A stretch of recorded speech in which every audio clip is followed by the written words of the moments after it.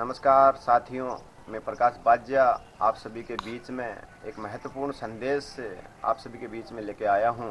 विगत दिनों हमने विभिन्न छात्र समस्याओं, रिजल्ट में बड़े स्तर पर खामियों और विभिन्न जो अन्य परेशानियां विद्यार्थियों ने हमें बताई, अवगत करवाई, उन सभी के लिए विश्वविद्यालय का घेराव हमने किया था।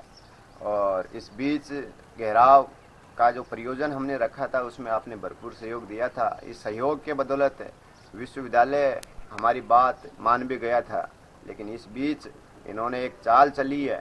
इन्होंने एक प्रोपेगेंडा बनाया है, एक अलग जो माहौल क्रिएट करने का विद्यार्थियों के बीच में, कि इन लोगों ने सोच लिया कि ये विद्यार्थी हैं, फिर से नहीं आएंगे हमारे अपने बीच में। एक बार आ गए, ये फिर से नहीं आने वाले।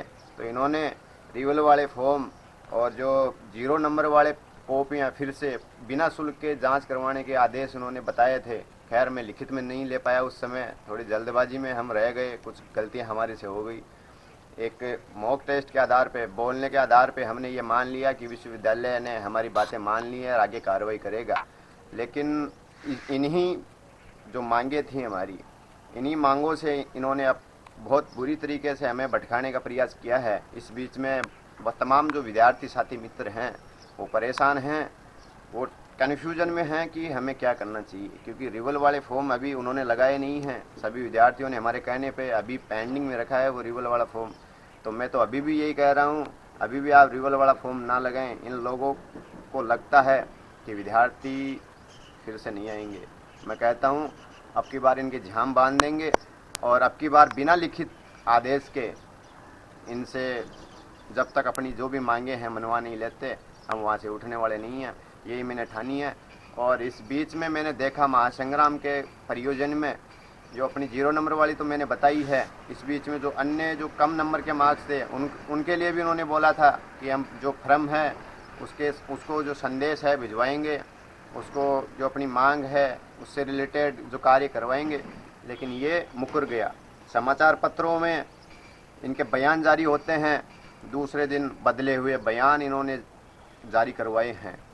ये कहीं ना कहीं किसी भी व्यक्ति की संलिप्तता हो, हम उसे बर्दाश्त नहीं करेंगे, क्योंकि ये विद्यार्थियों का मुद्दा था, ये प्रकाश बाजिया का मुद्दा नहीं था। ये छात्र समस्याओं का जो मुद्दा था, ये इससे मेरे को कोई ज़्यादा फ़ायदा नहीं होने वाला है। अगर कुछ लोगों को ये लगता है कि प्रकाश बाजिया को इससे फ़ायदा हो जाएगा, तो भाइयों मैं तो आपको कह रहा हूँ, मैं तो यहीं पे बैठा रहता हूँ। और जो प्रतिनिधि ये सोचता है कि हम इस प्रयोजन को तैयार कर लें और विद्यार्थियों की ये मांगे, जो भी समस्याएं हैं, इन पर लड़ाई लड़ लें, तो मैं उसका तहे दिल से आभारी रहूँगा। मैं तो उसको सलाम करूँगा जो भी समस्याएं इनके लिए लड़ने के लिए आगे आएगा। मैं तो यहीं पे बैठ जाता हूँ। अगर आपको लगता है कि मेरा इसमें कोई स्वार्थ है, अगर कोई लीडर आप चुनते हैं तो आप उस लीडर को चुन लीजिए। मैं ये नहीं कहता आप मेरे को चुनें, लेकिन जो विद्यार्थियों की समस्या है उनका समाधान होना चाहिए। पहले मैंने सभी छात्र संगठनों से भी अपील करी थी। अब बहुत सारे भाई बोल रहे थे कि यार इसमें छात्र संगठनों का क्या रोल है, वो इनरोलमेंट क्या है। तो भाइयों, जिस छात्र संगठन ने सहयोग किया तो उसका सहयोग लेना अपनों को ज़रूरी है। मैंने सभी से ये अपील करी थी, क्योंकि छात्र समस्याएं किसी छात्र संगठन विशेष की समस्याएं नहीं है। ये तमाम, चाहे किसी भी वर्ग का हो, किसी भी छात्र संगठन का हो, किसी भी सकाय का हो, किसी भी कॉलेज का विद्यार्थी हो, ये मैंने किसी व्यक्तिगत या फिर किसी कॉलेज को टारगेट करके ये जो महासंग्राम का प्रयोजन रखा था, ऐसे नहीं रखा था। शुरू में सभी साथ थे, लेकिन इन्होंने पता नहीं कौन सी भी जो भी है इनकी मजबूरी रही हो या फिर सांगठनिक कोई ढांचा इनका रहा हो, मैं उसके लिए नहीं बोल रहा, ना ही मैं उसको जो सांगठनिक ढांचे में इस जो मामला है विद्यार्थियों का हितों का, इसमें डालना नहीं चाहता। मैं चाहता हूँ कैसे भी करके इन विद्यार्थियों का समाधान निकले और जो हज़ारों की संख्या में जो स्टूडेंट जो इस समस्याओं से गुजरे हैं उनकी पीड़ा देख रहा हूँ, आप सभी भी देख रहे हो। और कई लोग इस चीज़ को व्यक्ति विशेष से टारगेट करके चलते हैं। मैं मानता हूँ ये जो आपकी संकीर्णता है, ये मानसिकता है, इसको निकाल फेंकिए।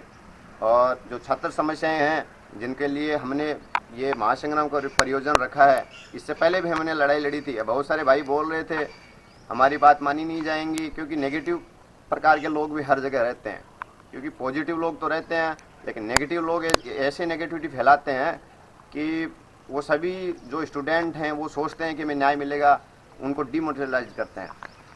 पहले भी इन्होंने जो नेगेटिव कमेंट किए थे, नेगेटिव जो लांछन मेरे पे लगाए थे, कोविड के समय में बोले थे कि एग्ज़ाम कैसे कैंसिल होगी, ये आपको पागल बना रहा है, ये आपको मूर्ख बना रहा है, ये अपनी राजनीतिक रोटियां जो सेकने का कार्य कर रहा है।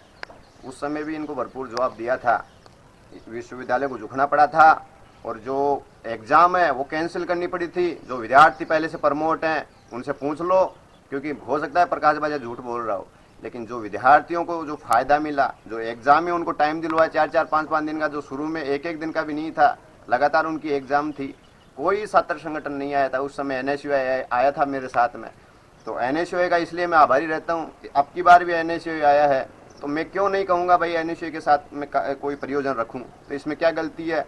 आपको अपनी छात्र समस्याओं के समाधान के लिए जो भी रास्ता अपनाना पड़े मैं अपनाऊँगा।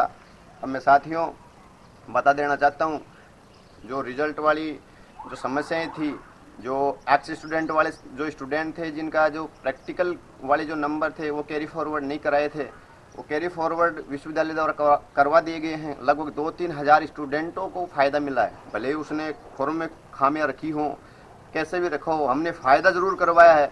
इसके अलावा डिपार्टमेंट के जो शुल्क वाला है उसमें भी हमने 100 रुपये शुल्क करवाई है। इसके अलावा जो डिग्री में कोई समस्या रही है, विश्वविद्यालय के द्वारा जो समस्या रही है, जो गड़बड़ियाँ हुई हैं, उसके लिए भी हमने निःशुल्क करवाया है। काफ़ी जो मांगे हैं हमने मनवाई भी हैं, काफ़ी मांगों पे हमारी चर्चा भी हुई, काफ़ी मांगों पर ये अपने आप में मुकर गए हैं। समाचार पत्रों में इनकी देख लीजिए कैसे कैसे ये बयान देते हैं, दूसरे दिन फिर पलटवार होता है, तीसरे दिन फिर तीसरी न्यूज़ आती है। इस बीच में सभी स्टूडेंट हैं वो कन्फ्यूजन की स्थिति में हैं। मैं तो यही कहता हूँ, एक बार आप ये सोच के आएँ कि आपका भाई आपके लिए लड़ाई लड़ रहा है। सभी जो किसी भी छात्र संगठन से हो, मैं ये नहीं कह रहा, क्योंकि मैंने पहले भी बोला है, अगर मैं ये सब चीज़ें देखता तो मैं उसके अकॉर्डिंग चलता, और मैं खुली जो भी लड़ाई लड़ता हूँ मैं खुली जो बात रख के उसके बाद में लड़ाई लड़ता हूँ।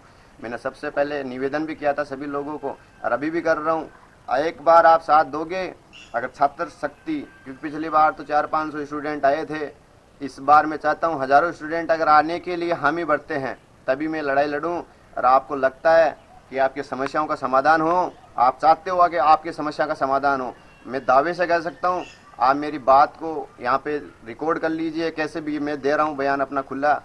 मैं तब तक नहीं जाऊँगा जब तक आपकी बातें मान नहीं ली जाती, विश्वविद्यालय द्वारा जब तक आपकी बातें नहीं मान ली जाती, लिखित में आदेश नहीं जारी हो जाते, तब तक नहीं जाऊँगा। चाहे मेरे को भूख हड़ताल पे बैठना पड़े, चाहे मेरे को अन्न जल सब त्याग करना पड़े। लेकिन साथियों, अगर आप दृढ़ निश्चय हो, जब आप जितना भरोसा मैं आप पे रख रहा हूँ, उतना ही भरोसा आप भी मेरे पे रखते हो, तो आप इस लड़ाई का आह्वान करें, आप मेरे को मार्गदर्शित करें कि मेरे को ये लड़ाई लड़नी है कि नहीं लड़नी है। वरना आप किसी भी छात्र संगठन के सपोर्टर रहे हों, आप अपने अपने स्तर पर लड़ लो, उसके बाद में मेरे को बोल देना कि भाई अब आप ये लड़ाई लड़ो, हमारे से नहीं लड़ी जा रही, उसके बाद में मैं लड़ लूँगा। लेकिन ये खेल जो विद्यार्थियों के बीच में खेला जा रहा है, आप इसको समझिए, इनकी पीड़ा समझिए। छात्र संगठन आते जाते रहते हैं, लेकिन छात्र समस्याओं के लिए जो लड़ेगा वो ही आगे बढ़ेगा भाई। और मैं चाहता हूँ आप भी आगे बढ़ो, आप भी समस्या को उठाओ। एक ज्ञापन तक सीमित रह जाते हो आप लोग, एक ज्ञापन देके चुपचाप बैठ जाते हो, मैंने देखा है, और आप भी देख रहे हो, सभी देख रहे हैं, इसमें दोषी नहीं है। मेरा क्या होगा भाई, मैं भी बैठ जाऊँगा चुपचाप शांत हो के, मेरा क्या हो जाएगा या क्या बिगड़ जाएगा मेरा। लेकिन आप लोग ये सोचिए, इतने विद्यार्थी जो जिस प्रकार से उन्होंने विश्वास रख के वो आए हैं कि उनकी समस्या का समाधान होगा। ये लड़ाई है जो स्टार्ट करी है, इस लड़ाई का जो अंजाम है, जो निष्कर्ष है वो निकलना चाहिए। और आगामी, क्योंकि ये लड़ाई इस बार की लड़ाई नहीं है, पिछले कई सालों से चलती आ रही है जो परंपरा है, इन्होंने लूटने की जो व्यवस्था बना रखी है, जो विद्यार्थी जिस पीड़ा से गुजर रहा है 4-4 5-5 सालों से, उनकी डिग्रियाँ क्लियर नहीं हो पा रही हैं। कोई कंपटीशन एग्ज़ाम थोड़ी ले रहा है यूनिवर्सिटी, ये कॉलेजों की एग्ज़ाम है जो हर एक विद्यार्थी अपने स्तर पे तैयारी करता है। मैं ये नहीं कह रहा फेल विद्यार्थियों को पास करो, फलाना दिखाना करो, मैं कह रहा हूँ विद्यार्थी ने जितना लिखा है, जितना उसने मेहनत करी है वो लिखो। और एक अंतिम बात के साथ मैं तो विराम देना चाहता हूँ, आप उसके बाद में जो भी मार्गदर्शन दोगे, आप जो भी सुझाव दोगे, मैं उस पर कार्य करूँगा। लेकिन उसकी जो भी सुझाव दोगे उसमें आपकी स्ट्रेंथ दिखनी चाहिए, आपकी संख्या दिखनी चाहिए। उसके बाद में निष्कर्ष लूँगा कि मेरे को आगे लड़ाई लड़नी है कि नहीं लड़नी। तो मैं एक अंतिम बात के बाद में अपनी वाणी को विराम देता हूँ। उसके बाद में जो भी आप सुझाव दोगे मैं उस पर कार्य करूँगा। कि प्रत्याशा टूट गई तो क्या, प्रत्याशा टूट गई तो क्या, फिर से पिनाक में बांधूंगा, अड़चने आएंगी तो आने दो, मैं फिर वही साजिशें साजूंगा।